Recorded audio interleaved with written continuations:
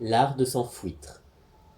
Indifférent aux voisins, qui semble avoir décidé de jouer les Valéries d'Amido en réaménageant toute la cabine voisine pour poser sa pêche dans de bonnes conditions, Fouine plonge ses deux pailles dans le protéipo et aspire goulûment la précieuse substance. Cela suffira-t-il à lui garantir des pectoraux bonnets 90C? Encore un peu plus. Et s'il faisait gonfler encore plus ses fessiers, il pourrait toujours retourner à la salle de sport entre midi et 2. Plus. Toujours plus. 9h15. Enfin rassasiée, la fouine laisse tomber à côté d'elle le bidon vide, désormais inutile, l'écume aux lèvres et ses yeux hagards partant dans deux directions divergentes. La réunion a-t-elle déjà commencé? Se remettant péniblement d'aplomb, Fouine enfonce de toutes ses forces le bidon vide dans la cuvette des WC, tire la chasse et sort des toilettes en veillant à ne pas attirer l'attention de son voisin de cabine. 9h20. La salle de réunion était déserte. Fouine éructa et s'empressa d'envoyer un texto rageur à Invictus. « Ah, personne n'est là! Qui est le seul gland à être venu en avance comme prévu pour le Go Live? J'ai envie de les saigner comme des porcs. Salle dans 2 heures pour abdos fessiers triphasés, cross-training du viking. » Les boules! Ah ah non, une seule séance de torture par jour me suffira, mais on se voit après-demain. 9h25. Le N plus 0,5 finit par arriver et jeta un regard oblique à la fouine dont les nœuds narines étaient encore bouchés par des agglomérats de protéines.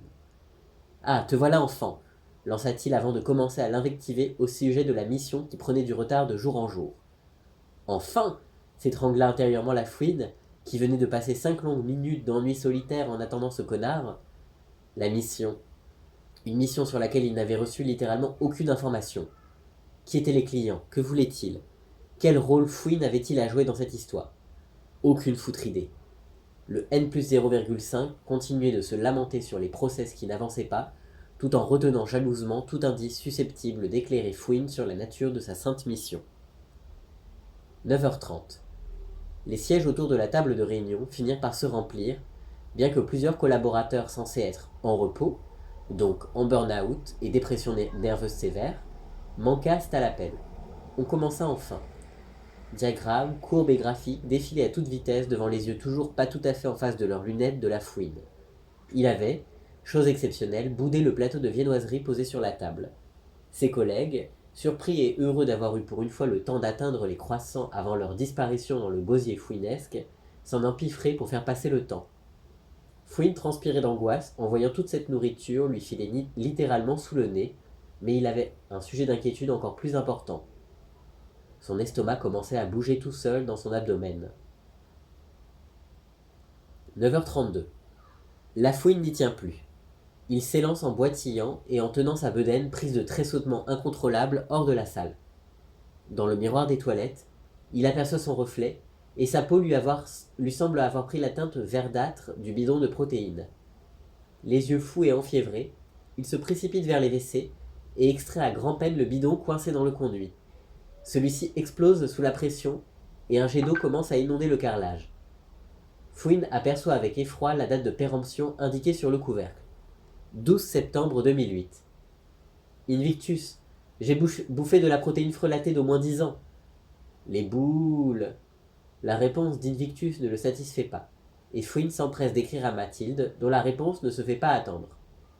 Jafar Robert, j'ai peut-être un peu surconsommé de la protéine pas toute jeune. Toi qui t'es déjà intoxiqué au chou fermenté, tu penses que c'est grave?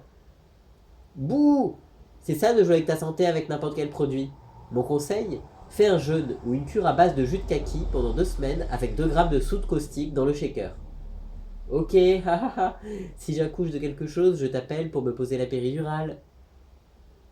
Cependant, tout s'enchaîne rapidement. Alors que Fouine réagit à la réponse experte de Mathilde, il sent que quelque chose de vivant remonte le long de son œsophage. Il ouvre la bouche et s'en échappe aussitôt une écume vert fluo, suivie d'un agglomérat de protéines de la taille d'un poney, qui se traîne et se tortille sur le carrelage. Fouine regarde médusé le fruit de ses entrailles. Un être monstrueux, fait de protéines frelatées, mi-banane, mi-pieuvre.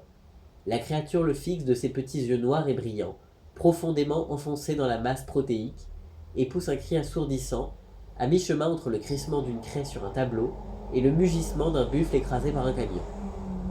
Fou de terreur, Fouine hurle à son tour à s'en décoller les poumons.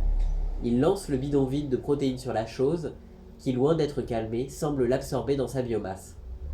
C'en est trop pour Fouine, qui s'enfuit hors des toilettes en continuant de hurler comme un possédé, tandis que la créature disparaît dans un immonde bruit de succion dans les canalisations éventrées. Clique sur La fin tragique d'une fouine.